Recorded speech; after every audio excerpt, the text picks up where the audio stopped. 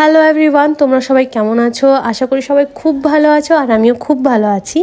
অনেক দিন পর আবার একটা ভিডিও নিয়ে চলে এলাম। যদিও ভিডিওটা কিন্তু রিসেন্টের ভিডিও নয়, এই ভিডিওটা হচ্ছে ডিসেম্বর 2024-এর ভিডিও, যখন আমরা হরিদ্বার যাচ্ছিলাম তখনের ভিডিওটা। কিন্তু আমার এডিট করাই হয়নি, এত ব্যস্ততার মাঝে হয়ে ওঠে না আর কি। দেখা যাক কন্টিনিউ করতে পারি কি না, কারণ গ্যালারিতে তো অনেক ভিডিও পড়ে আছে। ভেবেছি সব ভিডিওগুলো একটা একটা করে এডিট করবো আর তোমাদের সাথে শেয়ার করে দেব।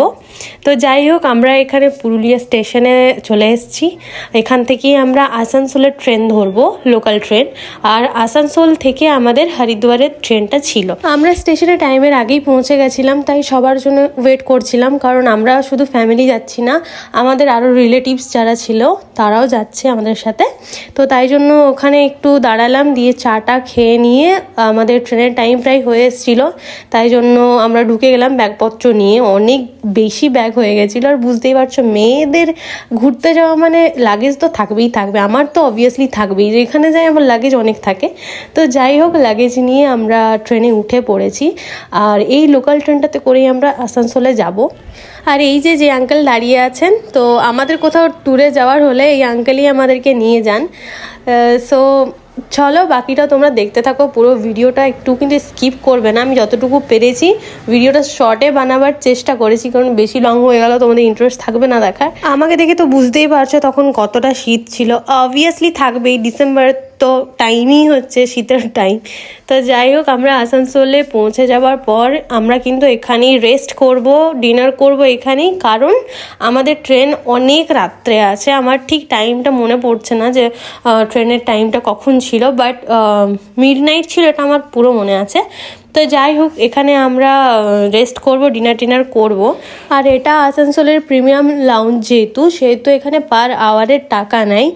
বাট এখানে ব্যবস্থা খুব ভালো ছিল, থাকার ব্যবস্থা খুব ভালো ছিল, ভেতরে বেডরুমও ছিল, কিন্তু ওটার আবার বেশি চার্জ লাগতো, তাই জন্য আমরা নর্মাল চেয়ারগুলোই নিয়েছিলাম।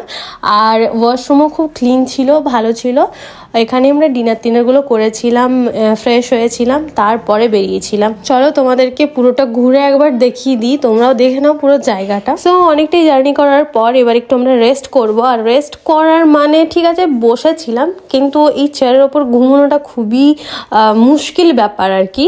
তো একটু প্রবলেম তো হয়েছিল। তো যাই হোক, ওই ট্রলির ওপরে পাটা রেখে যে করে হোক একটু মানে রেস্ট যতটুকু করা যায় করেছিলাম। আর আমি তোমাদেরকে বললাম যে ডিনারটা আমরা এখানেই করব, তাই ডিনারে কি ছিল ওটাও দেখিয়ে দিই তোমাদেরকে। চলো, এখানে ডিনারে ছিল রুটি, পনির আর মিষ্টি। আর এই খাবারটা বাড়ির থেকে বানিয়ে এনেছিল। তোমরা কারা কারা বাড়ির খাবার খেতে খুব পছন্দ করো আমাকে কমেন্ট করে জানিও। কিন্তু আমি বাড়ির খাবার খুব বেশি ভালোবাসি, আমি বাইরের খাবার অত পছন্দ করি না। এখানে ডিনার করার পর আমি একটু ঘুমিয়ে পড়েছিলাম, তারপর কখন ঘুমের ঘোরে ট্রেনে চেপেছি আর ভিডিও করা হয়নি। তো এটা হচ্ছে সকালের ভিডিও, সকালে ঘুম থেকে উঠে নিয়ে এই ভিডিওটা আমি করেছি। এখানে মা চা বানাচ্ছে, আর এটা হচ্ছে দেশি জুগাড় যাকে বলে। আর এই জুগাড়টা এই জন্যই করা, কারণ আমি ট্রেনের যে চাগুলো ওঠে আমি ওই চা একদম পছন্দ করি না, খেতে পারি না। আর তার সাথে এত মিষ্টি থাকে যে আমার বমি লাগে আর কি। আর সকালে আমার একটু চা চাই, তাই জন্য চাটা বানানো মায়ের। কিছুক্ষণ পর আমরা ব্রেকফাস্ট করলাম, আর ব্রেকফাস্টে ছিল মুড়িটা অনেক কিছু দিয়ে মাখা হয়েছিল। আর তোমরা সবাই কে কে মুড়ি খেতে পছন্দ করো এটাও কিন্তু কমেন্ট করে জানিও। সবাই একসাথে মিলে আড্ডা দিতে দিতে মুড়ি খাওয়ার একটা মজাই আলাদা। তো যারা বাঙালি অবশ্যই তোমরা জানবে কতটা ভালো লাগে। তো যাই হোক, সবাই গল্প করতে করতে আমরা মুড়ি খাচ্ছিলাম। এরপর চলো তোমাদেরকে লাঞ্চটা দেখিয়ে দিই। লাঞ্চটা আমরা ট্রেনেই অর্ডার করেছিলাম, আর লাঞ্চে ছিল এখানে দেখো কি দিয়েছে। এই প্যাকেটের মধ্যে রুটি ছিল, আর এখানে ছিল ডিমের কারি, 2টো ডিম দিয়েছিল, সাথে ছিল ভাত, ডাল, আর এটা ছিল আলু ভাজাই বলতে পারো আর কি। আর সাথে ছিল একটা সোন পাপড়ি। টেস্ট মোটামুটি ঠিকঠাক ছিল। আর ডিনারে যা খেয়েছিলাম কোনো ভিডিও আমি বানাতে পারিনি, ভুলে গেছি। ডিনার করে ঘুমিয়ে পড়েছিলাম। আর এখানে আমাকে ভোরবেলা তুলে দেওয়া হয়েছে, ওরা সবাই উঠে গেছে, ব্যাগ ট্যাগ সাজাচ্ছিল, কারণ আমাদের নামার টাইম ছিল 4:30 নাগাদ। তো তাই জন্য এখানে আমি উঠে পড়েছি, রেডি হয়ে বসে আছি, এবারে নামবো। তোমরা আমাকে দেখেই বুঝতে পারবে আমি এখনও ঘুমের ঘোরে প্রায়, উঠতে একদম ইচ্ছে করছিল না, কিন্তু কিছু করার নেই, যাই হোক নামতে হবে। হরিদ্বার আমরা ফাইনালি পৌঁছে গেছি। আর ভোরের বেলায় এদের এনার্জিটা দেখতেই পাচ্ছ, কারণ এরা কেউ ঘুমোয়নি, এরা সারা রাত আড্ডা মেরেছে, কারণ ভোরে নামবে বলে। তো যাই হোক, সকাল সকাল এখানেও হাসি ঠাট্টা চলছিল। এই যে স্টেশনের বাইরে আমরা এসে পড়েছি, এখান থেকে অটো করে আমরা হোটেল যেটা বুক করা হয়েছে সেই হোটেলে যাব।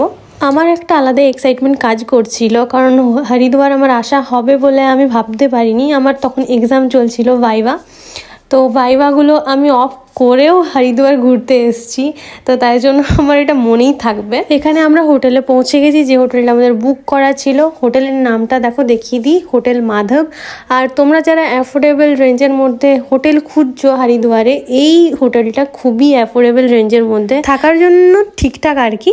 চলো তোমাদেরকে আমি রুমগুলো দেখিয়ে দিচ্ছি। এই রুমটা যেটাতে আমি আর মা ছিলাম, আর এটা হচ্ছে ওয়াশরুম। আর এই হোটেলেও তোমাকে গরম জল ঠান্ডা জল দুটোই প্রোভাইড করা হয় ওয়াশরুমে স্নানের জন্য, তো কোনো রকম কিছু প্রবলেম নেই আর কি। তোমরা যদি চাও অবশ্যই এখানে আসতে পারো। আর বাকি ভিডিওটা আমি তোমাদেরকে পরের পার্টে দেখাবো, এটা পার্ট 1 আর পার্ট 2 করে আমি দুটো ভিডিও বানাবো। তো যাই হোক, আজকের জন্য এতটাই।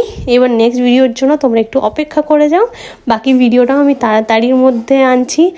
ওম নমঃ শিবায়।